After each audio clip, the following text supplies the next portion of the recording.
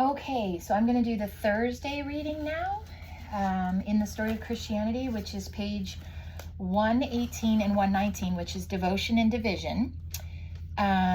So when the cardinals met to choose a pope in August of 1294, they felt drawn to a hermit of renowned holiness, whom they persuaded to take the papal throne as Celestine V. In December, he resigned, proving that holiness was no longer enough to be supreme pontiff. Papal government now demanded a firm leader and a strong administrator. Celestine was succeeded by Boniface VIII. The future must have seemed set fair to Boniface. The institutions of the church had been reformed, and the friars had preached to the hearts of the common folk. So Boniface felt moved to issue the strongest statement of papal power ever made. So in his letter, he called on all to submit to the Pope's authority. At this point, the Pope collided with the new force in European politics, the powerful nation states led by France and England, which were henceforth to pose great challenges to the papacy. In 1303, he had a disagreement with King Philip the Friar of France over the taxation of the French clergy. And so they're gonna have a lot of arguments with themselves all about how involved the papacy should be.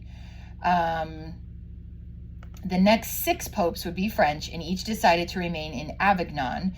Their residence there was referred to as contemporaries as the Babylonian captivity of the church, a comparison to Israel's captivity in Babylon.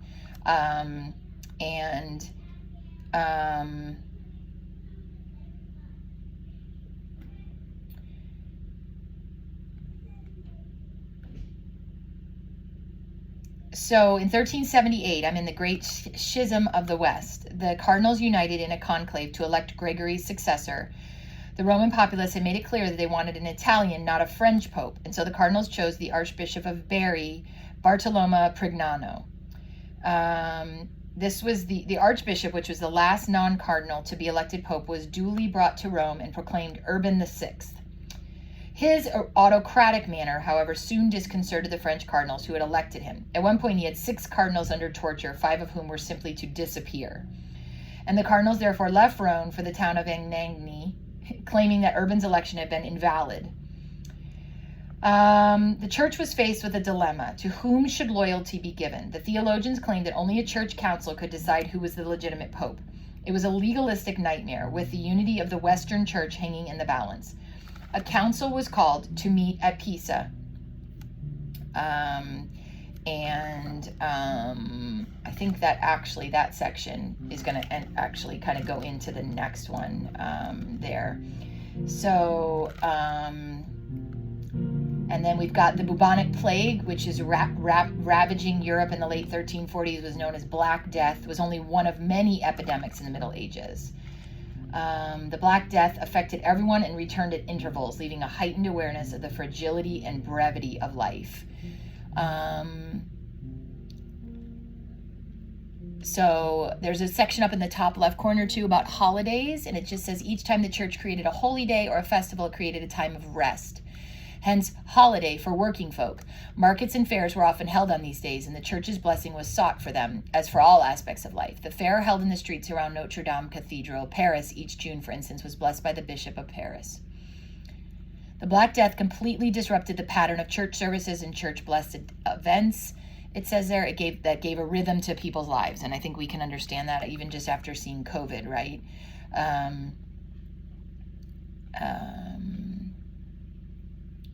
So it says, persuade all men, one of them said, that if they are on the point of death and cannot secure the services of a priest, then they should make confession to each other, whether to a layman, even to a woman.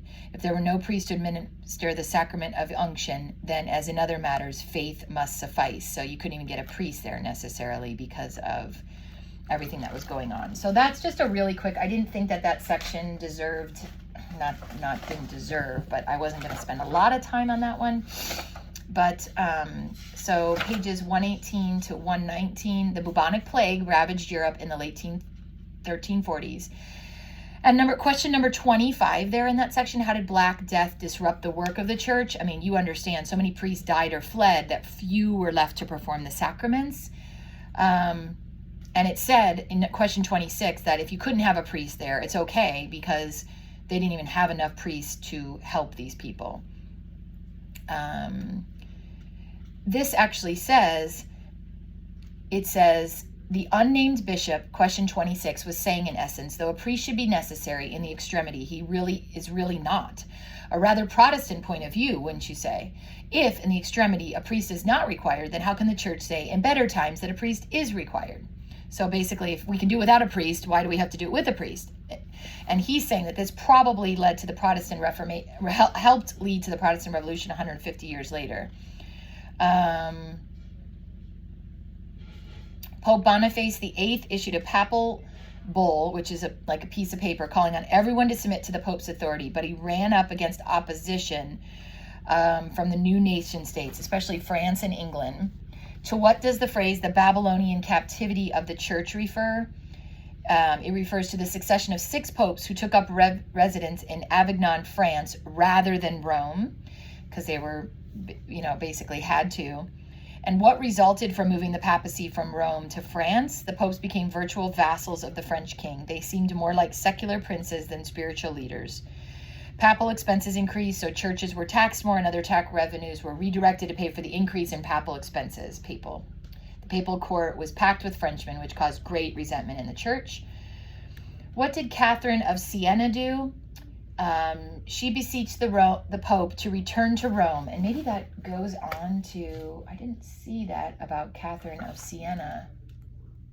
I didn't see her. I don't remember discussing that.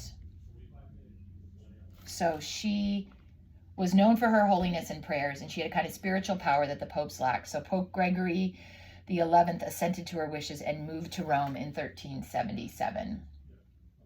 Oh, there it is. It said they were persuaded to do so by Italian mystic Catherine of Siena, whose fervent faith gave her spiritual authority of a kind that the papacy sorely lacked. Gregory was not to know that this action would lead the papacy to even lower depths. So they listened to this mystic tell them to do this. Okay, and then the rest of Thursday's readings would be, this is about Catherine of Siena, actually, page 84 to 85. And it talks about her. So it says, Catherine of Siena goes to Rome to heal the great schism. Who would have guessed that a girl born in 1347, the last of 23 children in a deeply religious family of Siena, would become the guide and supporter of popes? Even as a young child, and I'm on page 85 now, Catherine showed great devotion and she vowed to be the bride of Christ. For 3 years she lived apart from the world, but about the time of the Black Death, Black Death swept across Europe, she re-entered the world and ministered to the dying. Some people believe she even healed sufferers. She visited prisoners, converting some of these condemned to death. Meanwhile, she wrote many letters giving spiritual counsel to everyone from common folk right up to the Pope. These epistles gave her a reputation as a peacemaker, for she showed a remarkable ability to reconcile people to each other. One of the great needs for reconciliation in this century lay with the papacy. For years, the French had dominated the papacy, so much so that the Pope had moved to Avignon in France. Though this pleased the French, no one else liked the idea, and for years, the popes had considered returning to Rome. Like many devout people of her time, Catherine believed the Pope should be in Rome, where he would not face the prospect of French domination.